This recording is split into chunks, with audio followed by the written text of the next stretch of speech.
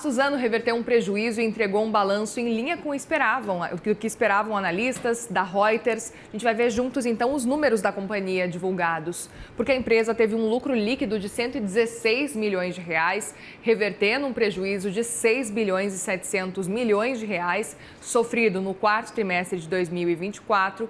E esse movimento se deu em parte por causa de efeitos cambiais, dado que a empresa se beneficia de um dólar mais fraco e a receita líquida somou 13 bilhões e 100 milhões de reais, uma queda anual de 8%.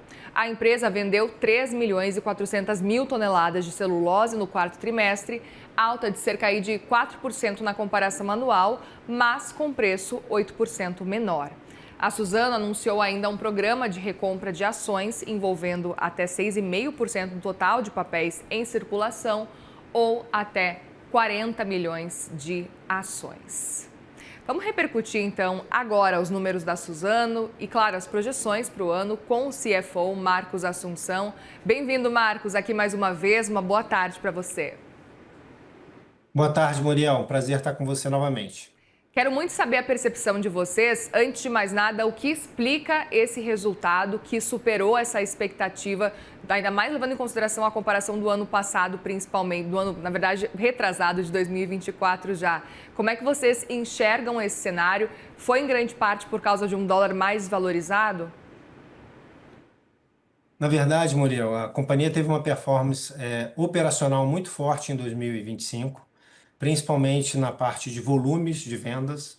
Volumes de vendas de celulose atingiu 12,5 milhões de toneladas, um crescimento de 15% ano contra ano, muito beneficiado pelo começo da nossa operação do Cerrado, no Mato Grosso do Sul, que é a nossa fábrica mais moderna, mais nova e maior fábrica também dentro do nosso Parque Fabril.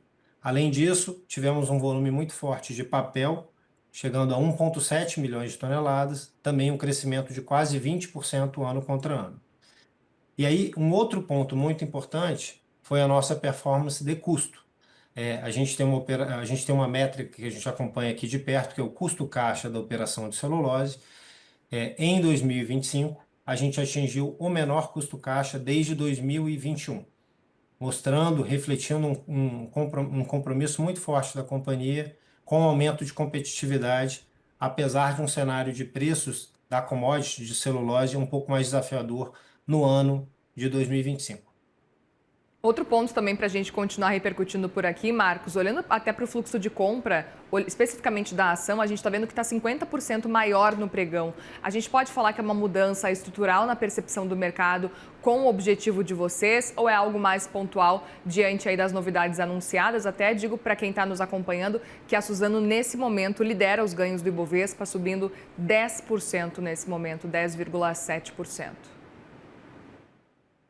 Muriel, eu acredito que a performance de hoje é reflexo de um resultado um pouco mais forte do que o mercado vinha imaginando, né?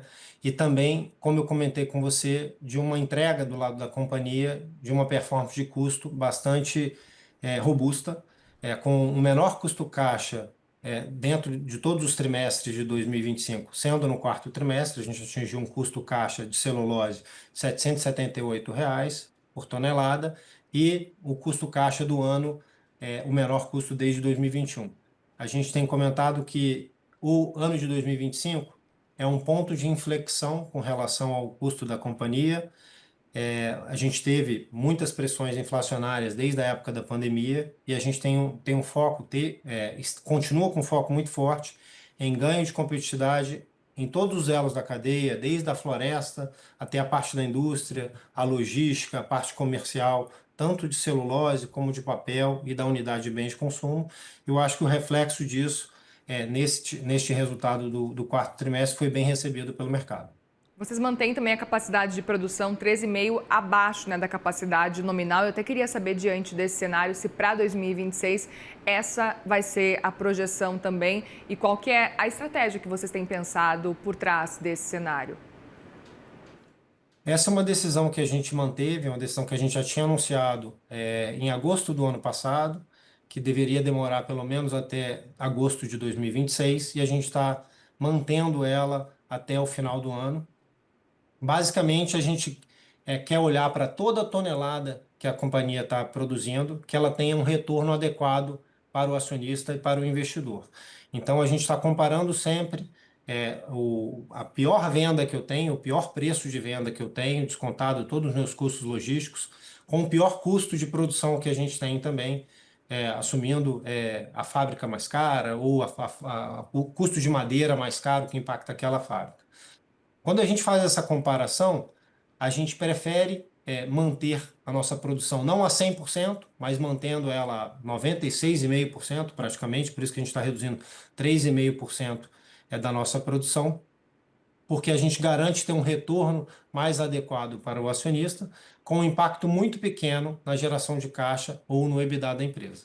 Então, para a gente, a decisão é racional, matemática, de otimizar os ativos da companhia, aumentando assim a rentabilidade da empresa. Perfeito. Outro ponto também eu queria entender como é que vocês estão enxergando o ciclo da celulose para esse ano. A gente pode falar que talvez a gente está vivendo um momento de ajuste depois dos picos ou não? Como é que vocês enxergam esse momento atual desse ciclo? A gente está marginalmente mais construtivo com o ciclo de celulose. A gente vem de um ano desafiador, como eu comentei com você, com preços mais baixos da celulose. Em 2025, o preço médio da commodity ficou aí em $540 por tonelada. Esse é um preço bem abaixo da média histórica, que fica por volta de $600. Mas no curto prazo, a gente teve alguns efeitos específicos na parte de redução da oferta, problemas climáticos em algumas regiões, limitando algumas produções, e também atraso em uma grande fábrica que era esperada que começasse a operação na Indonésia já no segundo trimestre desse ano, que foi postergado para o final do ano. Isso deixa o mercado um pouco mais apertado.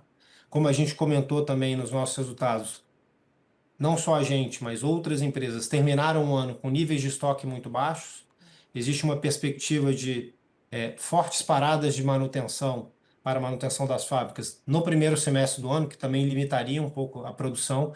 Isso deixa o mercado um pouco mais apertado e, com isso, a gente teve a oportunidade de anunciar aumentos de preço em janeiro e fevereiro. Então, a gente tem visto os nossos preços subindo marginalmente, mas ainda abaixo da média histórica. Então, não estamos em um cenário de preço super positivo, não.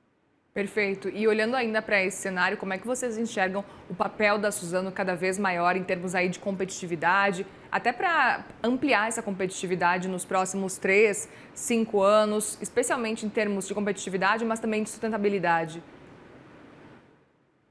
A gente continua investindo fortemente em processos produtivos que possam trazer aumento de competitividade para a companhia, desde a parte da nossa floresta.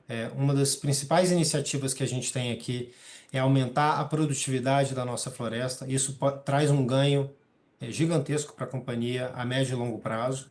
E isso é muito investimento em tecnologia e também inovação e também em sustentabilidade, né? Garantindo que a gente tenha um crescimento rentável, mas sustentável ao longo do tempo.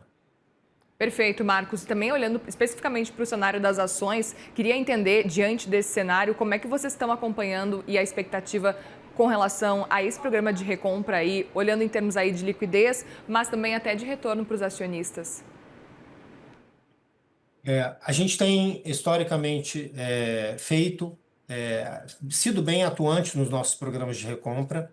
A gente finalizou o nosso programa, que acabou essa semana, por 18 meses, e a gente recomprou por volta de 15 milhões de ações, 18 milhões de ações, perdão, e a gente acabou de anunciar um novo programa. A gente olha para o programa de recompra como sendo uma parte fundamental da estratégia de remuneração do acionista, junto com o pagamento de dividendos. Agora, a gente olha para diversas variáveis quando a gente está tomando essa decisão de fazer um programa de recompra ou não. Inclusive, a nossa visão sobre preço de celulose olhando para frente, a nossa visão sobre o próprio câmbio, como é que a gente está enxergando o câmbio para frente, nossa visão sobre a geração de caixa da empresa, quanto que a gente vai estar realmente gerando de caixa para poder desalavancar, para poder crescer e também para remunerar o acionista. E aí, quando a gente coloca tudo isso em consideração e, obviamente, levando em conta os movimentos de mercado, a gente tende a atuar de forma oportunística, tentando trazer o melhor retorno para o acionista no médio e longo prazo. Muito bem, Marcos Assunção, CFO da Suzano, obrigada mais uma vez pela conversa e volte mais vezes, viu, ao longo do ano de 2026, espero com mais notícias positivas. Muito obrigado, Muriel. Com certeza estaremos juntos novamente. Tchau, tchau. Tchau, tchau, obrigada.